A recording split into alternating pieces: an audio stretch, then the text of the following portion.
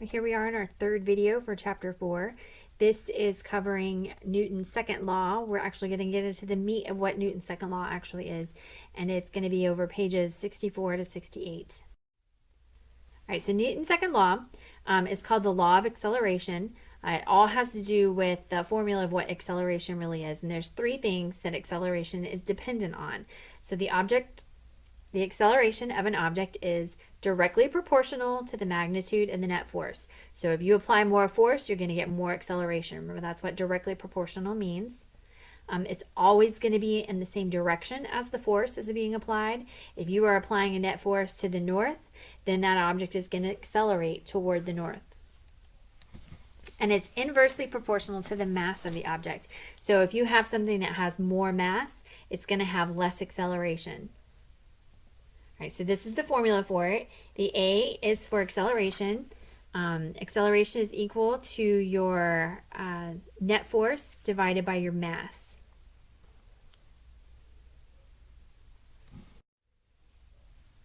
All right, so we've also discussed how acceleration is going to be your change in velocity over time. So that's what acceleration is it's a change in velocity over time. But the other formula, the formula that comes with today's law, is that all acceleration is dependent on the relationship between that force and the mass. So if you have a large mass and you wanted to get it accelerated at a certain rate, you're going to have to apply a bigger force. So it's the relationship between how hard you're pushing and how much mass is in the object that is getting pushed. That's how you get acceleration, is by adjusting that relationship. Okay, so we've talked about free fall. Free fall, remember, is when the only force acting on an object is gravity. So if the only force acting on an object is gravity, then the force that's pulling them down is the weight of the object. So remember, that's what weight is it's the effect of gravity, the force of gravity pulling down on the object causes the object to have weight. So free fall, if that's the only force that's there, that's when your formula for the force is it's going to be its weight divided by its mass. So what is the net force that acts on a 10 Newton freely falling object?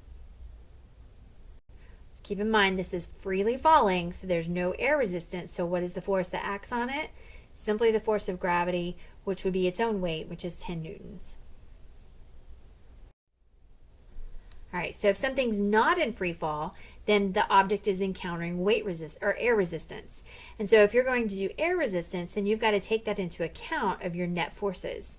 So in that case, your net force is going to be your weight, the weight of the object, minus air drag. They signify air drag as with a capital R, so don't get confused. I'm not sure why they chose a capital R, but I guess the capital R is for resistance. So there are two things that are really going to affect your air resistance or your air drag. It's the size of the object and how fast it's going. So I want you to think about driving down the highway. You have your hand out the window. If you have your hand open and flat to the direction so that you have a large surface area facing the front of the car where the air is coming at it from, you can feel much more air drag than if you turned it perpendicular to it so that your hand was flat. The other thing is the speed. So if you're in a car and you have your hand out the window and you're driving at 10 miles an hour, you're going to feel some air drag, but not nearly as much as you would as when you're driving 80 down the interstate. So air drag is going to depend on your size and your speed. Something that's big, has a large surface area, is going to have a lot more air drag than something that is small. And something that is going fast, the faster you go, the more air drag you have. So remember, air drag is what is countering the weight or the pull of gravity on you when you're not in free fall. As soon as you reach the point where your wind resistance is equal to your weight, then you don't have a net force acting on you any longer, and so acceleration is going to stop. And when that happens, we would say that the object reaches terminal velocity. It will not go any faster. It has reached the speed it's going to go, is not going to speed up anymore, and that is as fast as it can go. All right, so you've got your air drag or your resistance pushing upward on you if something is falling. You've got the force of gravity or your weight pulling down. Your acceleration is going to be going down. But as soon as these two equal out, Acceleration goes away. There's no more acceleration. All right, so if you have a 10 Newton freely falling object, when it encounters 4 newtons of air resistance, what is its net force? Pretty simply, we're going to take that 10 newtons, which is the weight, and subtract the air resistance. It's going to feel 6 newtons of net force pulling down on it. That's how much the net force is now. So what happens as soon as it hits 10 newtons of air resistance? Now we have our weight minus our air resistance, which is 10 newtons minus 10 newtons. So now our net force is 0. And if you have a 0 net force, you no longer have acceleration, and we would say the object has reached terminal velocity.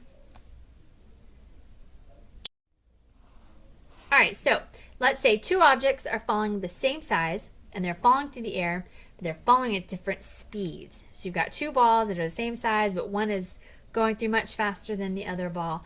Which one is encountering greater air resistance? The faster one has to be encountering greater air resistance because speed affects how much air resistance there is. All right, so we have a skydiver who's jumping from a helicopter, and as she falls faster and faster, her velocity increases as she falls through the air. Is her acceleration going to increase, decrease, or remain the same? Her acceleration is going to decrease because as she falls faster, she experiences greater air resistance, and as her air resistance increases, her acceleration decreases because the air resistance is going to decrease her overall net force. All right, so just a couple of common terminal velocities that are out there. According to Mythbusters, it's a pretty fun clip of a video. They were trying to figure out if a penny, if it fell from the top of the Empire State Building, if it actually could kill someone, and they decided that that a penny probably can only go about 60 miles per hour before it can't speed up anymore. A bullet, not a fired bullet, but a dropped bullet. If you just dropped a bullet, now the reason it's going to have a greater terminal velocity is because it's going to be a little more aerodynamic, but also it has more mass. Now, humans, they in general if they're falling, they can get up to about 200 miles per hour. If they're in stable position, which means that they are like flat on their belly with their arms and their legs straight out, not like nose diving down, trying to go as fast as they can, they'll go at about 125 miles per hour. The record was a high altitude jump, and he got up to 614 miles per hour. So, but I think to do that, you would have to start up way up in the atmosphere where there's not enough oxygen. I think he had to jump with an oxygen mask, but I'm not 100% sure about that.